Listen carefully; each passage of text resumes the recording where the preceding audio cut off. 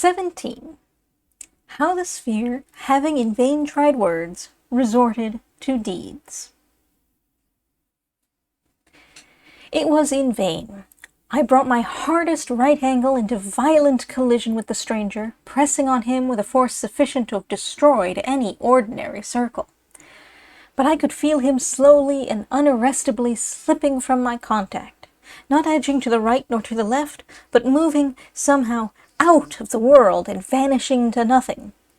Soon there was a blank, but I still heard the intruder's voice. Sphere. Why will you refuse to listen to reason? I had hoped to find in you, as being a man of sense and an accomplished mathematician, a fit apostle for the gospel of the 3 dimensions, which I am allowed to preach once only in 1,000 years. But now I know not how to convince you. Stay, I have it. Deeds and not words shall proclaim the truth. Listen, my friend. I have told you I can see from my position in space the inside of all things that you consider closed. For example, I see in yonder cupboard, near which you are standing, several of what you call boxes, but like everything else in Flatland, they have no tops nor bottoms, full of money. I see also 2 tablets of accounts.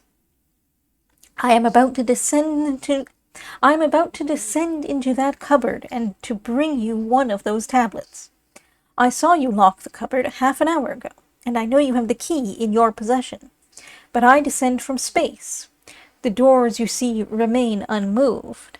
Now I am in the cupboard and am taking the tablet. Now I have it. Now I ascend with it. I rushed to the closet and dashed the door open. One of the tablets was gone.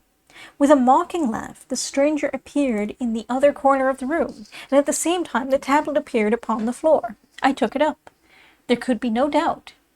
It was the missing tablet. I groaned with horror, doubting whether I was not out of my senses. But the stranger continued. Surely you must now see that my explanation, and no other, suits the phenomena. What you call solid things are really superficial. What you call space is really nothing but a great plain. I am in space, and look down upon the insides of the things of which you only see the outsides. You could leave this plane yourself, if you could but summon up the necessary volition.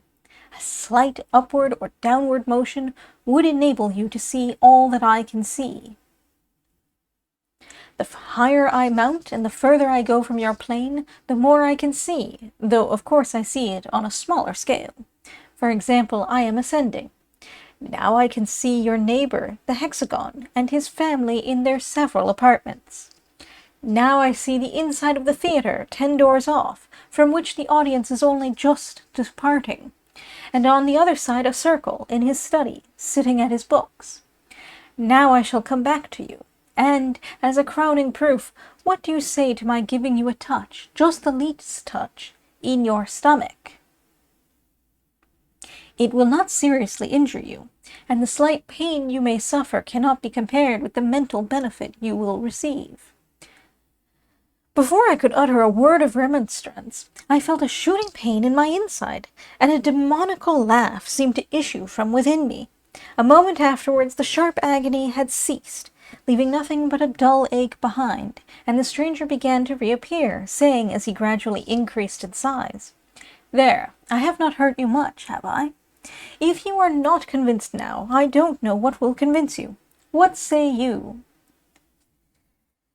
My resolution was taken. It seemed intolerable that I should endure existence subject to the arbitrary visitations of a magician who could thus play tricks with one's very stomach. If only I could in any way manage to pin him against the wall till help came. Once more I dashed my hardest angle against him, at the same time alarming the whole household by my cries for aid. I believe, at the moment of my onset, the stranger had sunk below our plane, and really found difficulty in rising. In any case, he remained motionless while I, hearing, as I thought, the sound of some help approaching, pressed against him with redoubled vigor, and continued to shout for assistance. A convulsive shudder ran through the sphere. "This must not be," I thought I heard him say.